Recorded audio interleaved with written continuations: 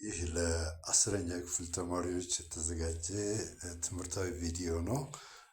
ምንጊዜም ዘወትር አርብ ታገኙታላችሁ። ይህንን ትምህርታዊ ቪዲዮ አፕሎድ አድርጋለሁኝ። ስለዚህ ዩኒት ዋን መጨረሻ ላይ ባስቀመጥኩት ቻንል በፊት ቀደም ሲል አፕሎድ አድርጌያለሁ ዩኒት ዋንን። አሁን ዩኒት ቱ በሚከተለው ሁኔታ አቀርብላችኋለሁ። ዘወትር አርብ ተከታተሉኝ። እንግሊዘኛው ቨርዥን ኦልሞስት ከዳይሬክትሊ ከመጽሐፍ ነው የተወሰደው። የዚያን ትርጉም ነው በራሴ በሚከተለው ሁኔታ ማቀርብላችሁ። 2:1 የቅኝ ግዛት አጠቃላይ ዳራ። ቅኝ ግዛት ማለት አንድ ሀገር ሌላውን በፖለቲካ በኢኮኖሚና በወታደራዊ ኃይል በቀጥታ መቆጣጠር ነው። ከጥንት ጊዜ ጀምሮ በግሪኮች በሮማውያንና በኦቶማኖች ይህ ሁኔታ ተፈጽሟል። ከ16ኛው ክፍለ ዘመን የግኝት ዘመን በኋላ ግኝት ዘመን ማለት አፍተር ኤክስፕሎሬሽን ማለት ነው፣ በስፋት ተስፋፍተዋል። ከባሪያ ንግድ በኋላ ዋንስ አቦሊሽን ኦፍ ስሌቨሪ በእንግሊዝ ከተካሄደ በኋላ ባሪያ ንግድ ከጠፋ በኋላ በአዋጅ ሌጂትሜት ትሬድ የሚባል ወደ ህጋዊ ንግድ አውሮፓውያን ተሸጋግረዋል። እንግዲህ የሀብት ውድድር አፍሪካን የመቀራመት ውድድር አስከተለ። አሳሾች ኤክስፕሎረርስ፣ ሚስዮናውያን ሚሽነሪዝ፣ ነጋዴዎችና አስተዳዳሪዎች የቅኝ ግዛትን ሊያስፋፉ ችለዋል። በሁለት ስር የምናገኘው የአውሮፓውያን የቅኝ ግዛት ምክንያቶች ዋይ ዲድ ዩሮፒያንስ ካም ቱ አፍሪካ፣ ለምን መጡ ወደ አፍሪካ? እንግዲህ የባሪያ ንግድ ቀርቷል። ያን ያቆሙበት ምክንያት አፍሪካን በመተማመን ነው። የአፍሪካን ጥሬ ሀብት እስኪ እናያለን። እንግዲህ ምክንያቶቹን ኢኮኖሚያዊ በሚለው ስር ጥሬ ዕቃና ገበያ ለማግኘት ነው። የሮ ማቴሪያልስ ኤንድ ማርኬት ፕሌስ እንለዋለን። አፍሪካ በወርቅ፣ አልማዝ፣ ጎማ፣ ጥጥና ሌሎች ሀብቶች የበለጸገች ነበረች። ፖለቲካዊ ኃይልና ስትራቴጂካዊ ቦታዎችን ለመቆጣጠር ይሄ ስፌር ኦፍ ኢንፍሉዌንስ የተጽዕኖ ክልል ለመፍጠር፣ ሃይማኖታዊ ክርስትናን ለማስፋፋት ኤቫንጀላይዜሽን ነው። የስልጣኔ ተልእኮ ምን ይዘን መጣን ነው የሚሉት አውሮፓውያን።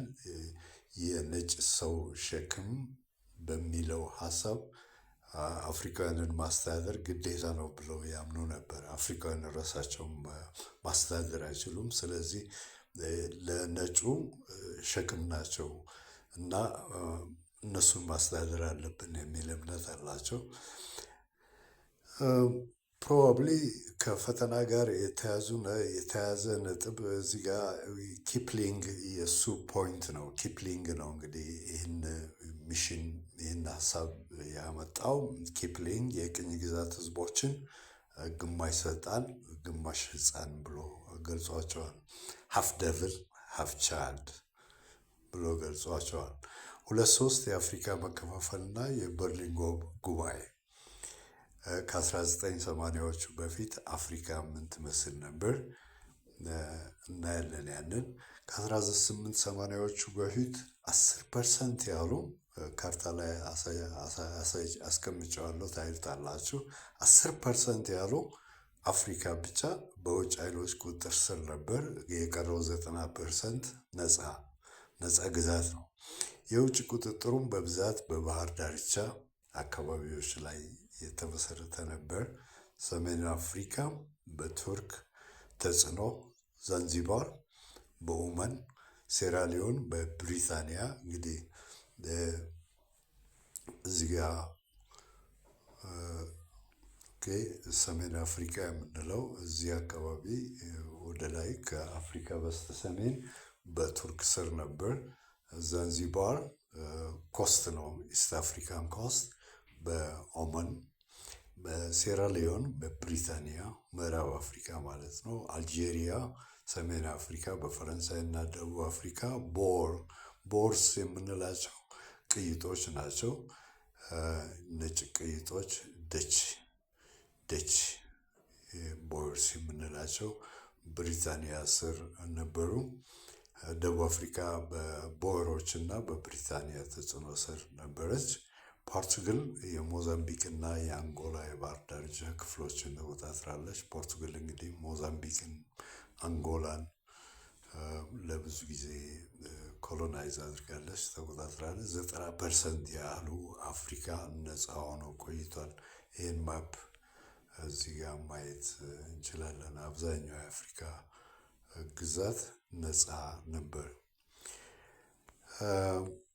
የአፍሪካ መከፋፈል 1880ዎቹ እስከ 1900ዎቹ መጀመሪያ የነበረውን ስናይ የአፍሪካ መከፋፈል በ19ኛው ክፍለ ዘመን መጨረሻ 19ኛው ክፍለ ዘመን ስንል 100 ዓመት ወደኋላ 1800 እስከ 1899 ያለውን ጊዜ ይሸፍናል። በ19ኛው ክፍለ ዘመን መጨረሻ አውሮፓውያን ቅኝ ግዛታቸውን በአፍሪካ በፍጥነት ያስፋፉበት ሂደት ነበር። የአውሮፓ ኃያላን የአፍሪካን መሬትና ሀብት ለመቆጣጠር ከፍተኛ ፉክክር አድርገዋል። ኮሎኒያል ራይቫለሪ የምንለው ነው። አማንግ ዩሮፒያን ፓወርስ ቱ ጌት አክሰስ ቱ አፍሪካን ላንድስ። የበርሊን ጉባኤ ምንድን ነው የሚያሳየን? የበርሊን ጉባኤ በጀርመኑ መሪ ኦቶ ቮን ቻንስለር ፕራይም ሚኒስትር ነበር። ኦቶ ቮን ቢስማርክ መሪነት በበርሊን ከተማ ተካሄደ።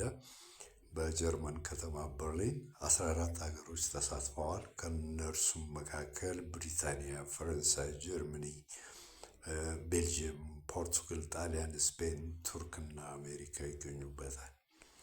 ዋና ዋና ተሳታፊ የአውሮፓ ኃያላን ፈረንሳይ፣ ጀርመን፣ ታላቋ ብሪታንያ እና ፖርቱጋል ነበሩ። በጣም ዋነኛ ተሳታፊ በአፍሪካ ኮሎኒያል ፕሮሰስ ከአውሮፓ ሀገሮች የሚታወቁት ከእነ አሜሪካ ይልቅ ፈረንሳይ፣ ጀርመኒ፣ ታላቋ ብሪታንያ እና ፖርቱጋል እነኛ አራቱ ነበሩ። ምንም የአፍሪካ ተወካይ በጉባኤው አልተሳተፈም። ጉባኤው በአፍሪካ ግዛቶች ላይ የአውሮፓውያንን ውድድር ሊያጠናክር ችሏል። የቤልጅየም ንጉሥ ሊዮፖልድ ሁለተኛ ኪንግ ሊዮፖልድ ሰከንድ የምንለው ኮንጎን እንደ ቅኝ ግዛት የግል ግዛት አድርጎ ነው የወሰነው። ሄንሪ ሞርቲን ስታንሊን የኮንጎ ወንዝን እንዲያስላከ እንግዲህ 1876 ከ79 ነው የኮንጎን ወንዝ ሲያስስ የቆየው። 79 ላይ አጠናቆ ሪፖርት አድርጎለት በዚያ ሪፖርት መሰረት ነው እንግዲህ ሊዮፖልድ ጦር ኃይል ልኮ ኮንጎ አሁን ዲአርሲ የሚባለውን ሊቆጣጠር የቻለው። ጀርመን በ1884 ቶጎ፣ ካሜሩን፣ ደቡብ ምዕራብ አፍሪካ አሁን ናሚቢያ የምንለው እና በ1885 ታንጋኒካን ተቆጣጥራ ነበር። እንግዲህ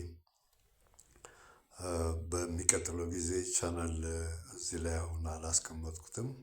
በሚቀጥለው አርብ በቀጣዩ ትምህርት ላይ አስቀምጥላችኋለሁ። ለዛሬ ይብቃ። ኮሜንት ካላችሁ ኮሜንት ላይ የሚሰማችሁን ጥያቄ ካለ እንዲህ ሆኖ ቢቀርብ ጥሩ ነው። this is very strong good ቱቶሪያል ፕሮግራም። ስለዚህ ላልደረሳቸውም ሼር ብታደርጉ ጥሩ ነው። ላይክ አድርጉ፣ ሳብስክራይብ አድርጉ። አመሰግናለሁ። በሚቀጥለው አርብ በዚሁ በአፍሪካ ታሪክ ላይ እንገናኛለን። አመሰግናለሁ።